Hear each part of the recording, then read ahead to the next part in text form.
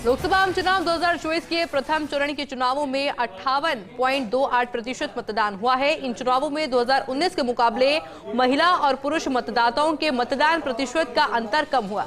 2019 में यह अंतर 2.24% था, जो कि 2024 के प्रथम चरण के चुनाव में 1.86% रह गया है।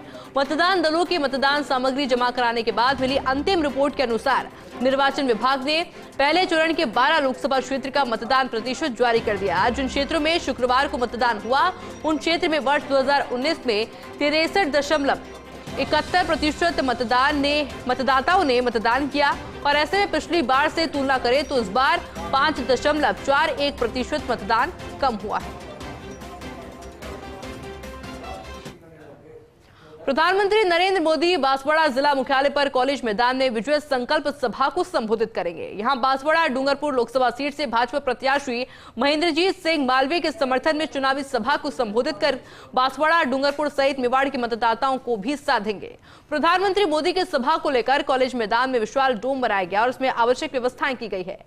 गर्मी से बचाव के लिए डोम में पानी के फुहार की लाइन भी लगाई गई है। विजय संकल्प सभा को लेकर भारतीय जनता पार्टी के जिला अध्यक्ष लाभचंद पटेल के नेतृत्व में सभी जिला पदाधिकारी, प्रत्याशी, मालवीय, भाजपा के अग्रिम संगठनों के पदाधिकारी अधिक से अधिक संख्या में बांसवाड़ा पहुंचने की तैयारी में जुटे हैं। सोशल मीडिया पर भी सभा में सम्मिलित होने के लिए कार्यकर्ताओं और मतदाताओं से आह्वान किया जा रहा है।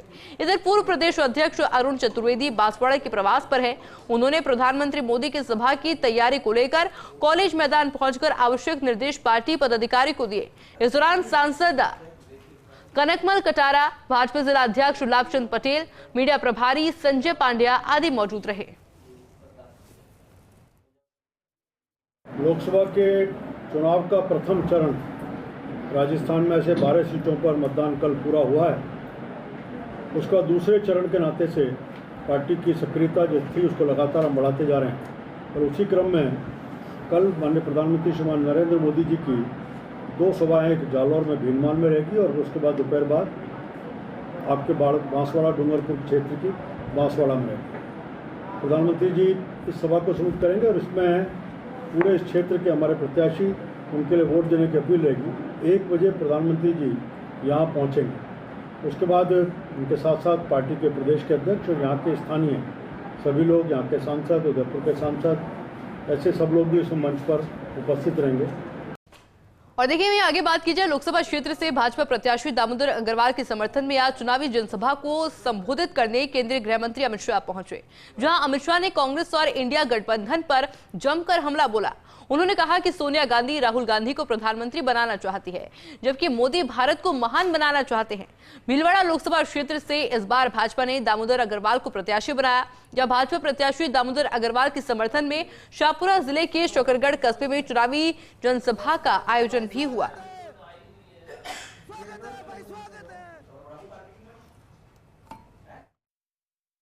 भाई और बहनों, कल पहले चरण का चुनाव था। आपको परिणाम जानना है? अरे जोर से बोलो, जानना है? मगर किसी को बताना मत। हाँ, बता दूं मैं, 12 की 12 सीटें नरेंद्र मोदी जी की झोली में जा रही। भाई और बहनों,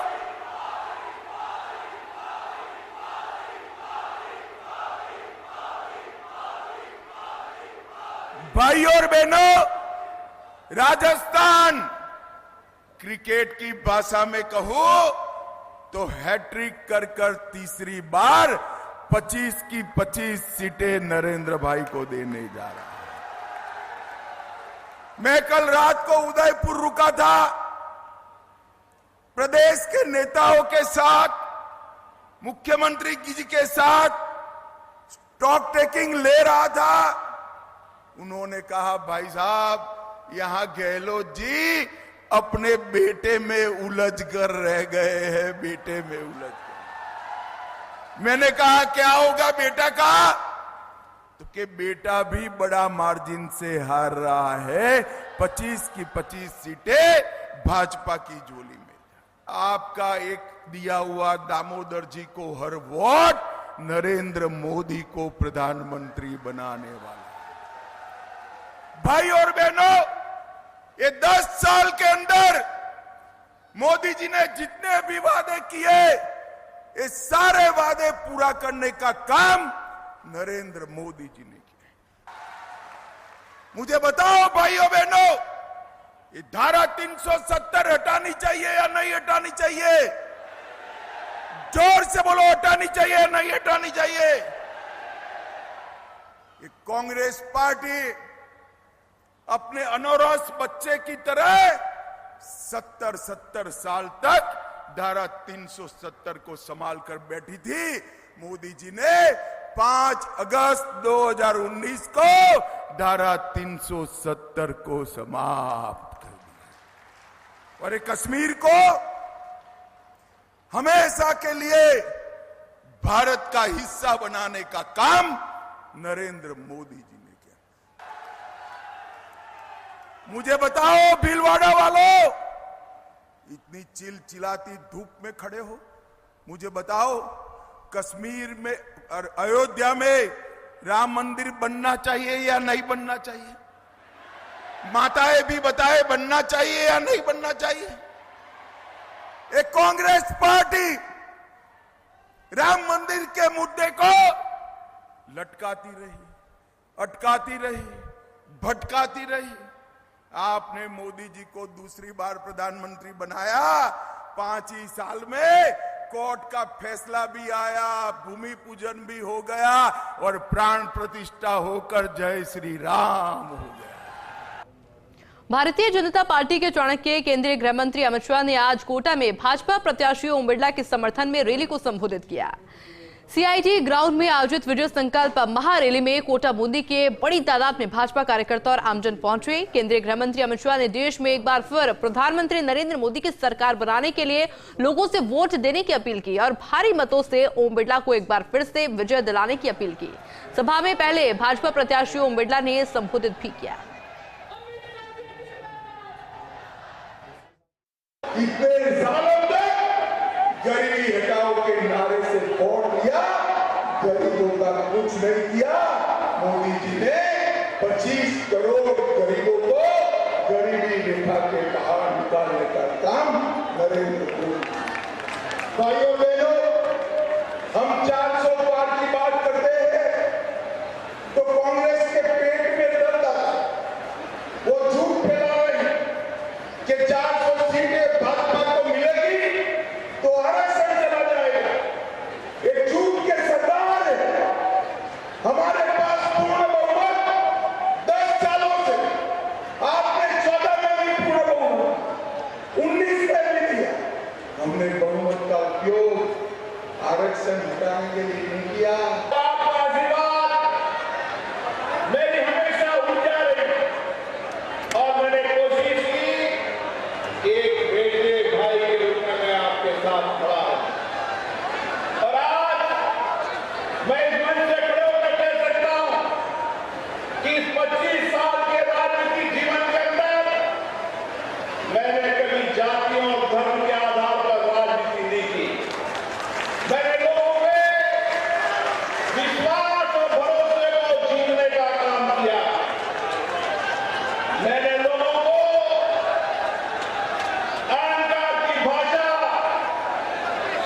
गुंडागर्दी की भाषाओं से चुनाव नहीं लड़ा, लोगों के दिल को जीतने से चुनाव लड़ा।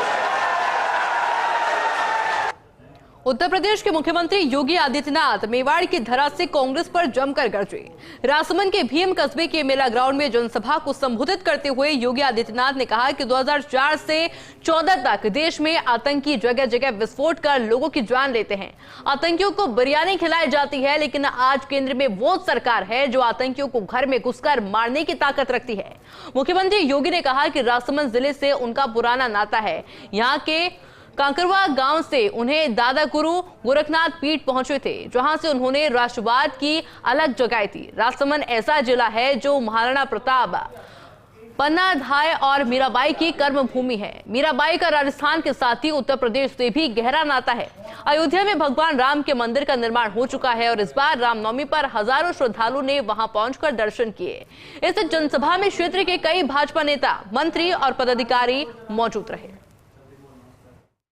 आज मुझे उत्तर प्रदेश से इस धरा पर आने का सौभाग्य प्राप्त हुआ है और मुझे प्रसन्नता है कि जब राजस्थान अंगड़ाई लेता है तो उसकी गूंज पूरे देश के अंदर सुनाई देती है। आप तो एक विरासत को आगे बढ़ाने का कार्य कर रहे हैं। एक विरासत जो मेवाड़ और मेड़ता को आपस में जोड़ता है, विरासत जो कृष्ण की भक्ति में लीन मीराबाई को वृंदावन के साथ जोड़ करके राजस्थान और उत्तर प्रदेश के संबंधों को और मजबूत करता है। यूपी के मुख्यमंत्री योगी आदित्यनाथ जोधपुर भी पहुंचे, जहां उन्होंने भाजपा प्रत्याशी गजेंद्र सिंह शेखावत के समर्थन में रोड शो किया। रोड शो गांधी मैदान से शुरू होकर विभिन्न मार्गों से होते हुए जालोरी गेट पहुंचा। इस दौरान योगी आदित्यनाथ और गजेंद्र सिंह शेखावत ने हाथ हिलाकर जनता का अभिवादन किया और योगी आदित्यनाथ को देखने और फोटो खिंचवाने के लिए लोगों की भारी भीड़ उमड़ पड़ी।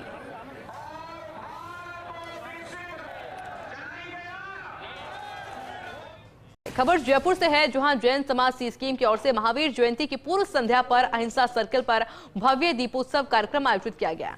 सी स्कीम जैन समाज के निवर्तमान अध्यक्ष राजेंद्र छाबड़ा ने दीप प्रज्वलित कर समारोह का शुभारंभ किया। राजेंद्र छाबड़ा ने बताया कि महावीर जयंती की पूर्व संध्या पर अहिंसा सर्कल पर समाज की ओर से हर वर्ष इस कार्यक्रम का आयोजन किया जाता है। आपको बता दें कि 40 वर्ष पूर्व स्थापित अहिंसा सर्कल जैन समाज में अपना अलग महत्व रखता है। अहिंसा सर्कल पर जैन समाज की ओर से सामूहिक दीपोत्सव बड़ी धूमधाम से मनाया जाता है। इस मौके पर कमल छाबड़ा, शोभा छाबड़ा सहित जैन समाज के कई लोग मौजूद रहे।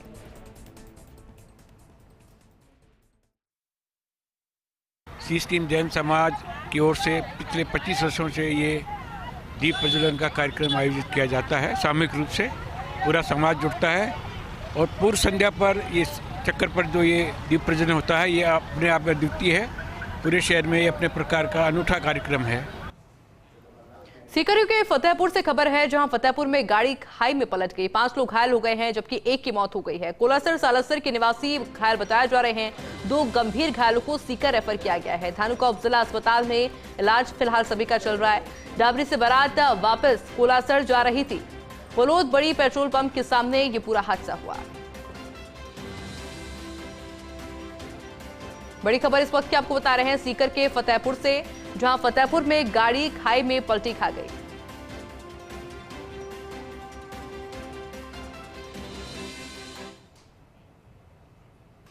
और चलिए खबरों में आगे बात करते हैं। समर वेकेशन में ट्रेनों में यात्रियों को सीटों की टेंशन अब खत्म होने वाली है। जी हां, पहली बार रेलवे ने समर वेकेशन के दौरान यात्री भार को देखते हुए लगभग 1000 रेलों के 9000 से ज्यादा फेरे लगाने की तैयारी शुरू कर दी है, जिससे यात्रियों को थोड़ी राहत मिलने वाली है। देखिए हमारी खास रिपोर्ट। गर्मियों की छुट्टियां शुरू होने वाली हैं। ऐसे में तमाम पब्लिक ट्रांसपोर्ट में बेतहाशा यात्रियों की संख्या देखने को मिल रही है। कमोबेश कुछ ऐसी ही स्थिति ट्रेनों की भी। ट्रेनों में अभी से ही तमाम सीटें फुल हो चुकी हैं और वेटिंग लिस्ट 150 के पार है। ट्रेनों में यात्रियों की भीड़ इतनी ज्यादा है कि रेलवे को पहली बार देश भर में 9111 फेरे रेलों के अतिरिक्त चलाने पड़ रहे हैं। गर्मी के मौसम और छुट्टियों को देखते हुए उत्तर पश्चिम रेलवे द्वारा व्यापक इंतजाम किए जा रहे हैं और इसी क्रम में उत्तर पश्चिम रेलवे द्वारा स्पेशल ट्रेनों का भी संचालन किया जा रहा है। जिस ट्रेनों और जिस रूट पर जहां पे वेटिंग लिस्ट ज़्यादा हो रही है और यात्री भीड़ ज़्यादा बढ़ रहा है, वहां पे हम पूरी समीक्षा कर रहे हैं और वर्तमान में उत्तर पश्चिम रेलवे द्वारा 40 जोड़ी स्पेशल ट्रेनों का संचालन किया जा रहा है, जो कि एक डेस्टिनेशन से दूसरी डेस्टिनेशन जा रही है। राजस्थान से लंबी दूरी की ट्रेनों में यात्रियों की संख्या दिनों दिन बढ़ती हुई नजर आ रही है। ऐसे में रेलवे ने समर स्पेशल ट्रेनों का संचालन किया है।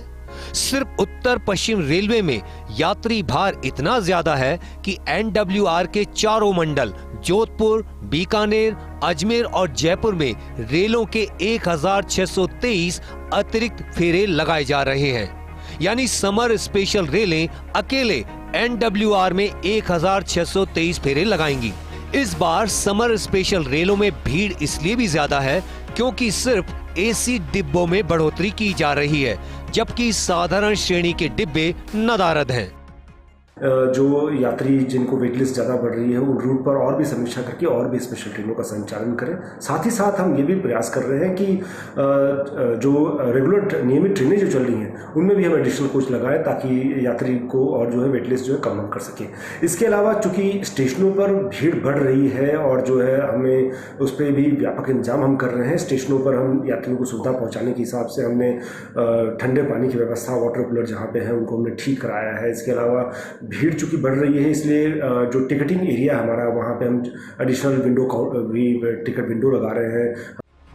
समर स्पेशल ट्रेनों का संचालन, ट्रेनों के फेरे में बढ़ोतरी, रेलवे की ओर से तमाम कवायद की जा रही है, लेकिन जिस तरह से अभी से ट्रेनों में वेटिंग लिस्ट लंबी है उससे यही कहा जा सकता है कि इस साल समर वैकेशन पर ट्रेनों का सफर आसान नहीं रहने वाला। उम्मीद की जा रही है कि रेलवे और नई समर स्पेशल ट्रेनों का संचालन करेगा जिससे यात्रियों को परेशानी नहीं हो। Ziauddin Khan, first India news, Jaipur. Jaipur में टॉक रोड पर दुर्गापुरा से सांगनेर के बीच आवागमन करने वाले वाहन चालकों को सुगम राह के लिए अभी और इंतजार करना पड़ेगा। ये इंतजार 31 मई को जाकर खत्म होगा। क्या है पूरा मामला, जानने के लिए देखिए हमारी स्पेशल रिपोर्ट। जयपुर शहर के B2 बाईपास चौराहे को ट्रैफिक सिग्नल फ्री करने के लिए जनवरी 2022 में 155 करोड़ रुपए की लागत का प्रोजेक्ट शुरू किया गया था। जयपुर विकास प्राधिकरण से जारी कार्यादेश के अनुसार यह प्रोजेक्ट जुलाई 2023 में पूरा किया जाना था, लेकिन प्रोजेक्ट में काम अधिक होने, समय पर आवश्यक भूमि उपलब्ध नहीं होने, पेयजल और सीवर की बड़ी लाइनों की शिफ्टिंग और मानसून में बारिश के कारण यह काम अब तक पूरा नहीं हो पाया है। प्रोजेक्ट के तहत जवाहर सर्किल और मानसरोवर के बीच बने अंडरपास का लोकार्पण पिछले 15 मार्च को कर दिया गया, लेकिन दुर्गापुरा से सांगानेर के बीच रोजाना इस चौराहे से गुजरने वाले वाहन चालकों को लंबे डायवर्जन का सामना करना पड़ रहा है।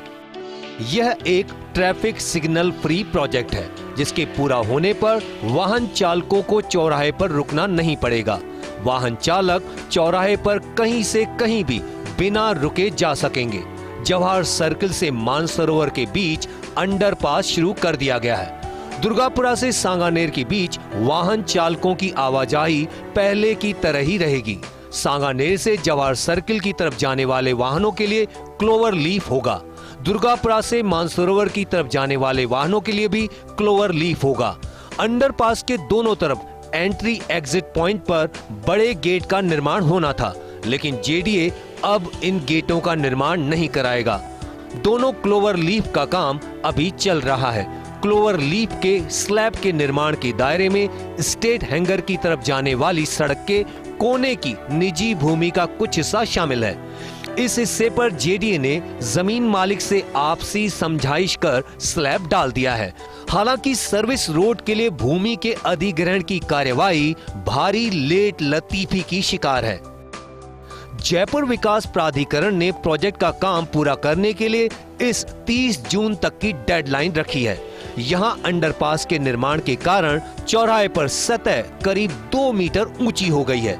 चौराहे के दोनों तरफ सांगानेर की तरफ और दुर्गापुरा की तरफ इस कारण रैंप बनाने का काम चल रहा है। पहले प्रोजेक्ट के काम के कारण और फिर 1 महीने 5 दिन से रैंप के निर्माण के कारण दुर्गापुरा से सांगानेर के बीच वाहन चालकों की सीधी आवाजाही बंद है।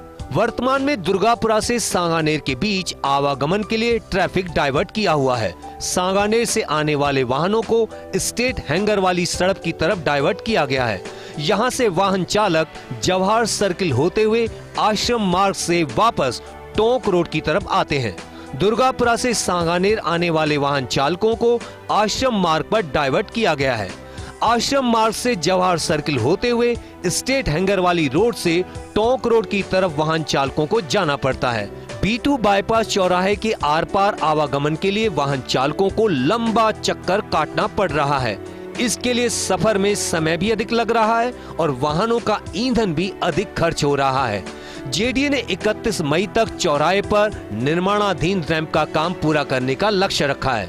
यह चौराहा खुलने के बाद वाहन चालक दुर्गापुरा से सांगानेर के बीच सीधे आवागमन कर सकेंगे।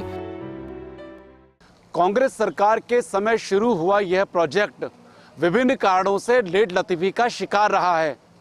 प्रोजेक्ट के सर्विस रोड के दायरे में आ रही जमीनों के अधिग्रहण का मामला रफ्तार नहीं पकड़ पाया है, लेकिन चौराहे पर अगर काम पूरा हो जाए तो कम से कम दुर्गापुरा और सांगानेर के बीच आवागमन करने वाले हजारों वाहन चालकों की राह आसान हो सकेगी। कैमरा पर्सन साहिल के साथ Abhishek Srivastava, first India news, Jaipur. अगली खबर धौलपुर से है, जहां राजोखेड़ा थाना क्षेत्र के अंबरपुर गांव में डीजे की धुन पर थिरके रहे युवकों ने हर्ष फायरिंग कर दी है। इस दौरान छत से तमाशा देख रहे व्यक्ति कमल सिंह के सीने में गोली लग गई। घायल को परिजन तुरंत निजी अस्पताल लेकर पहुंचे, लेकिन तब तक घायल की मौत हो चुकी थी। परिजन ने शव को लेकर राजोखेड़ा पहुंचे। राजोखेड़ा पुलिस ने शव को अस्पताल की मोर्चरी में रखवा दिया है। जानकारी के अनुसार शादी समारोह चल रहा था और डीजे पर कुछ युवक डांस कर रहे थे। तभी रामवीर सिंह ने हथियार निकालकर 2-3 राउंड हर्ष फायरिंग कर दी। एक गोली छत पर खड़े कमल सिंह को लग गई। राजोखेड़ा पुलिस ने नामजद आरोपी के खिलाफ मुकदमा दर्ज कर जांच पड़ताल शुरू कर दी। पप्पू और कमल सिंह पत्र परिवार की गोली लगने से मृत्यु हुई, जिसके खिलाफ मोर्चरी तैयार रखी है। हाँ, ये कल शादी समारोह में ग्राम अम्बापुर आया था। इस हसुल्लाह पे गोली चला, इसमें गोली लगी। और चलिए इस बुलेटिन में फिलहाल इतना ही। आप देखते रहिए फर्स्ट इंडिया न्यूज। नमस्कार।